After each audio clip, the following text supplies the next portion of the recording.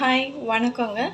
இன்னைக்கு உங்களுக்கு ஒரு simple and very tasty chana bhatura உங்களுக்கு காமிச்சு கொடுக்குறேன். நான் இது வந்து இது ஒயிட் சன்னா நான் வேக வச்சு உப்பு போட்டு வேக வச்சு வச்சுருக்கிறேன். ஆல்ரெடி வெந்தாச்சு. இது இங்கே வந்து வெங்காயம் கட் பண்ணி வச்சுருக்கிறேன். இங்கே தக்காளி ரெடியாக இருக்குது. ஸோ சன்னா பட்டூரா பண்ணுறதுக்கு நான் உங்களுக்கு என்னுடைய மெத்தடு காமிச்சு கொடுக்குறேன். இன்னைக்கு மெனு வந்து சன்னா பட்டூரா சொன்ன மாதிரி. இப்போ வந்து பட்டூரா அதாவது அந்த பூரி இருக்கு இல்லைங்களா, அது எப்படி பண்ணுறதுன்னு நான் உங்களுக்கு சொல்லி கொடுக்குறேன். ஸோ ஃபஸ்ட்டு வந்து மைதா எடுத்துக்கலாம். நமக்கு தேவையான அளவுக்கு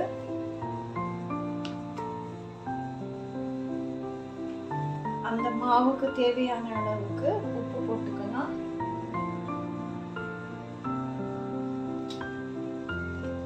சர்க்கரையும் போட்டுக்கணும் இதுல.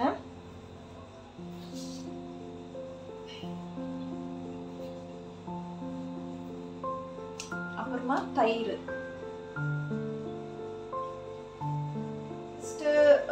நான் போடாம இப்ப தயிர்லயே நான் செஞ்சு உங்களுக்கு காட்டுறேன் ஈஸியா. இதெல்லாம் நம்ம சேர்த்து கலந்துக்கலாம்.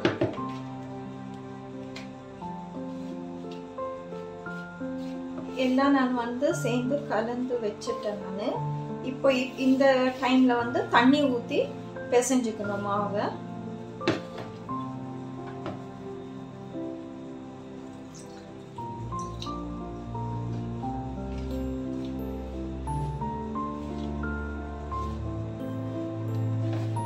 பாருங்க, மாவு பிசைற சமயத்துல இப்படி ஒட்டுற மாதிரி தான் இருக்கும். இப்படி பாருங்க, இப்படி ஒட்டுற மாதிரி இருக்கும். பட் இந்த மாதிரி இதுதான் வேணும். இந்த மாதிரி டைம்ல நல்லாவே பிசைஞ்சுக்கோங்க. இதே நல்லா பிசையணும். இந்த மாவே இப்படி பிசைஞ்சு வரப்போ அந்த ஸ்டிக்கினஸ் நம்ம கையில இருந்து போயிடும், கொஞ்சம் கொஞ்சமா போயிடும்.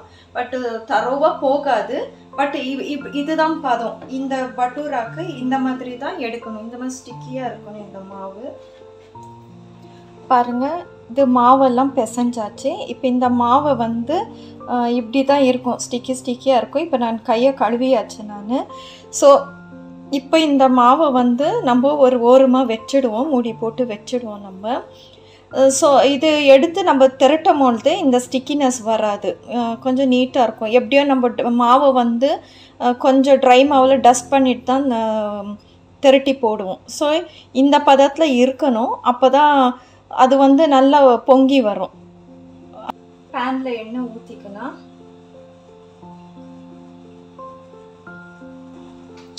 எண்ணெய் நல்லா காஞ்சிடுச்சு. இப்போ வந்து வெங்காயம் போட்டுக்கலாம்.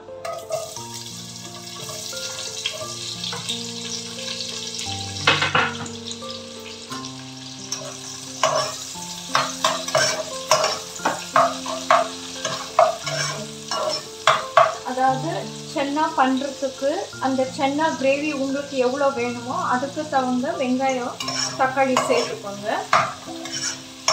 நான் வந்து பெரிய வெங்காயமாக இருக்கிற இதில் வந்து 3 எடுத்துருக்குறேன். தக்காளியும் ஈக்குவலாக எடுத்துருக்கேன் நான்.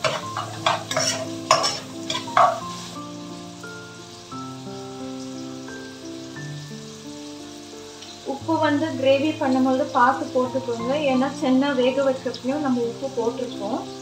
ஸோ நம்ம கிரேவி பண்ணும்போது உப்பு அளவளவாக சேர்த்துக்கலாம்.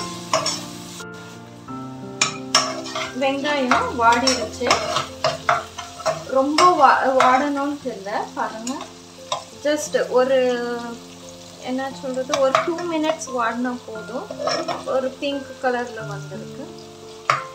இப்போ அடுத்தது வந்து ஜிஞ்சர் கார்லிக் பேஸ்ட்டு போட்டுக்கணும். வெங்காயம் நல்லா இதாகிட்ட பிறகு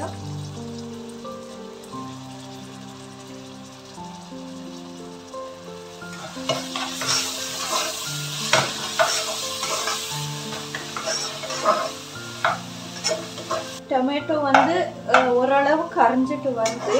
ஆனால் சாஃப்ட் ஆனால் போதும், கரியணும்ட்டு இல்லை. பட்டை,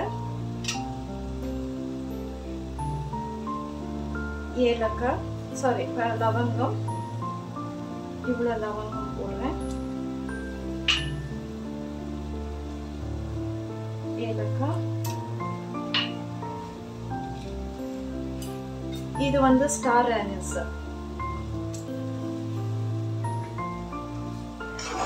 ஸோ இத்தனையும் போட்டு கிளறிடுங்க. பட்டை, லவங்கம், ஏலக்காய், ஸ்டார் அனீஸ் போட்டுட்ட பிறகு இந்த டைம்ல நீங்க மஞ்சள்,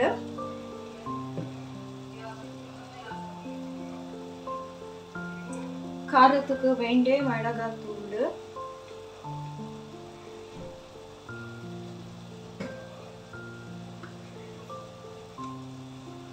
தனியா தூள்,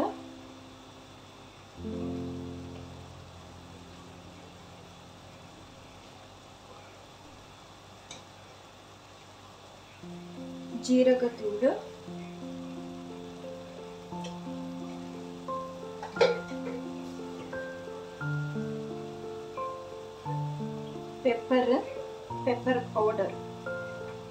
பெப்பர் பவுடர் லைட்டா போட்டுக்கோங்க.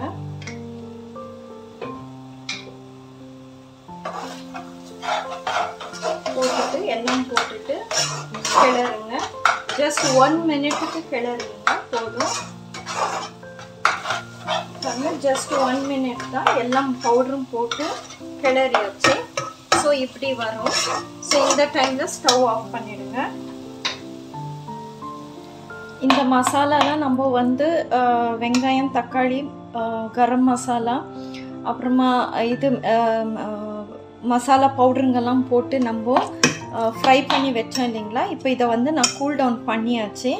இப்போ இதை வந்து மிக்ஸி ஜாரில் போட்டு நல்லா பேஸ்ட் பண்ணி எடுத்துக்கணுங்க. நம்ம வறுத்த மசாலாலாம் நான் வந்து மிக்சியில் போட்டு இப்படி பேஸ்ட் பண்ணி எடுத்துக்கிட்டேங்க. இப்போ நம்ம ஃப்ரை பண்ணோம் இல்லைங்களா, அதே பேனில் கொஞ்சமாக லைட்டாக ஒரு தாளிக்கிறதுக்குள்ள எண்ணெய் மாத்திரம் தான். ஜஸ்ட் லைட்டாக இந்த பே லீஃபை நான் இதில் போட்டுக்கிறேன். பே லீஃப் போட்டுட்ட பிறகு அது ரொம்ப ப்ரௌன் ஆகக்கூடாது. ஜஸ்ட் அதோடைய ஃப்ளேவர் இன்டியூஸ் ஆகும், அவ்வளோதான். அந்த ஆயிலில் உடனே நீங்கள் இந்த அரைச்சி வச்ச மசாலாவை எடுத்து நீங்கள் போட்டு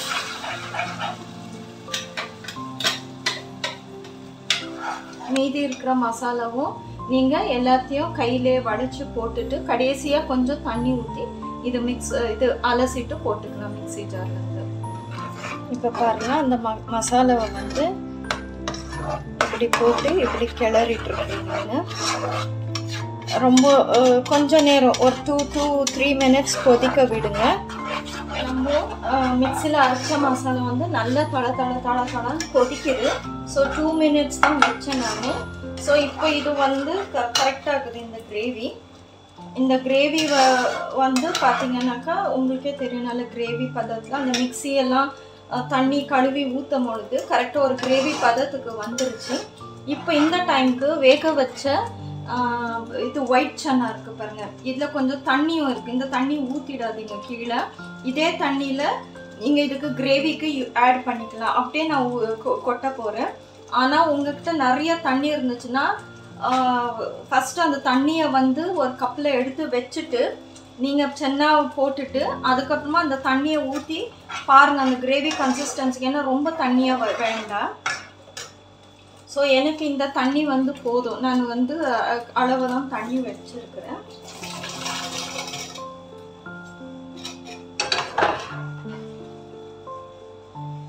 பாருங்கள், இந்த மாதிரி தண்ணி நான் அதில் இருந்த தண்ணியும்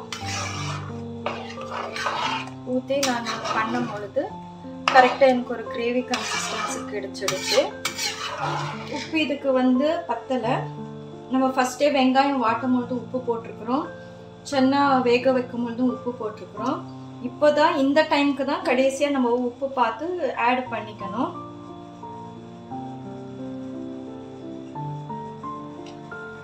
குழம்பு நல்லா கொதிச்சுட்டு இருக்கு. இந்த டைமில் 2 பச்சை மிளகா 2 வெட்டிக்கோங்க. வெட்டிட்டு சும்மா அது மேலே போட்டுருங்க. ஜஸ்ட் அதோடைய ஃப்ளேவர் அதுக்கு தேவை, அவ்வளோதான். பாருங்க, சின்ன மசாலா நல்லா கொதிச்சுட்டு வருது. இது இப்போ ரெடி ஆயிடுச்சு.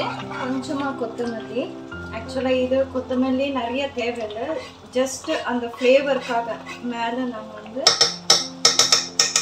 போட்டுக்கிட்டேன். சின்ன மசாலா ரெடி ஆயிடுச்சு.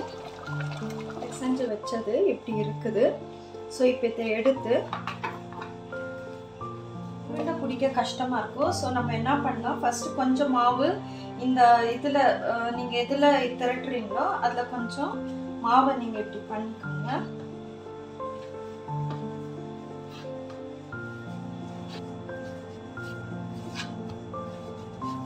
மாவை நீங்கள் இப்படி திரட்டிக்கோங்க. திரட்டிட்டு கத்தியை எடுத்துட்டு எந்த அளவுக்கு உங்களுக்கு வேணுமோ அந்த அளவுக்கு பார்த்தீங்கன்னாக்கா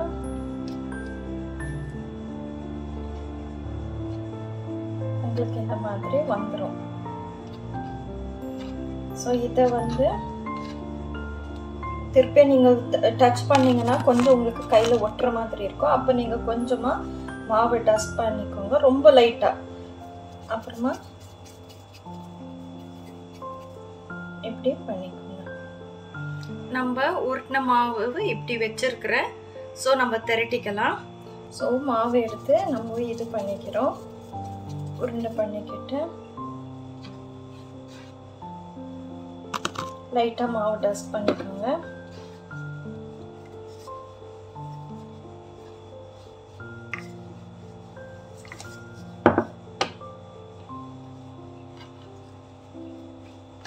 மாவு ரெடி ஆயிடுச்சு. மாவெல்லாம் ஃபஸ்ட்டு நீங்கள் இப்படி திரட்டி வச்சிடுங்க. அப்போ தான் வந்து அந்த எண்ணெய் சூட்டுக்கு ஒன்றொன்றும் போட்டு கரெக்டாக எடுக்கலாம். எல்லாம் ஒவ்வொரு வாட்டி எண்ணெய் வந்து காஞ்சிட்டு இருக்கும் பொழுது ஒன்றொன்று திரட்டி செய்யும் பொழுது எண்ணெய் வந்து ஓவராக சூடாயிட்ருக்கும். அப்போ உங்களுக்கு வந்து அந்த டெம்பரேச்சரில் எல்லாம் அந்த பூரியும் ஒரே மாதிரி சுட்டு எடுக்க முடியாது. ஸோ திருப்பி நான் ஒரு சின்னதை போடுறேன் பாருங்க. திரட்டி வச்சுட்டாக்கா அடுத்தடுத்து போடுறதுக்கு ஈஸியாக இருக்கும். பாருங்க, சின்னதை போடும்போது அழகாக பொங்கி வருது நமக்கு.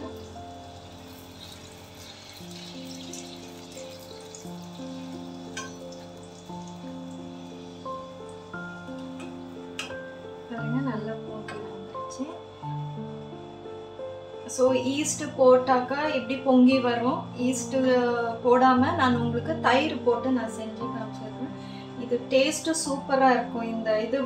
இது வெறுமையாக சாப்பிட்டாலே டேஸ்ட்டு வந்து சூப்பராக இருக்கும். பாருங்கள், நல்லா பொங்கி வந்துருச்சு. ஒருவேளை சென்னா வந்து கிரேவி வந்து மீந்துருச்சுனாலுமே அந்த சென்னா கிரேவியை வந்து நீங்கள் ஒரு கீ ரைஸ் அதுக்கு தகுந்த மாதிரி செஞ்சு வச்சுடுங்க. ஒரு தயிர் பச்சடி பண்ணி வச்சுடுங்க அந்த கீ ரைஸ்க்கு. ஸோ அந்த சென்னா கிரேவியும் கீ ரைஸும் தயிர் பச்சடியுமே வச்சு ஒரு வேளை சாப்பிட்டு எடுத்துருவாங்க. ஸோ எதுவுமே வேஸ்ட் ஆகாது. சென்னா பட்டூரா ரெடி. சென்னா பட்டூரா ரெடி. இப்போ டேஸ்டிங் டைம். இது தனியாக சாப்பிட்டாலே ஒரு பலகாரம் சாப்பிட்ற மாதிரி தான் இருக்கும். இதோட இந்த சன்னா கிரேவி இருக்கு இல்லைங்களா, சூப்பராக வந்திருக்கு. இதே மாதிரி நீங்கள் ட்ரை பண்ணுங்க. பாருங்க,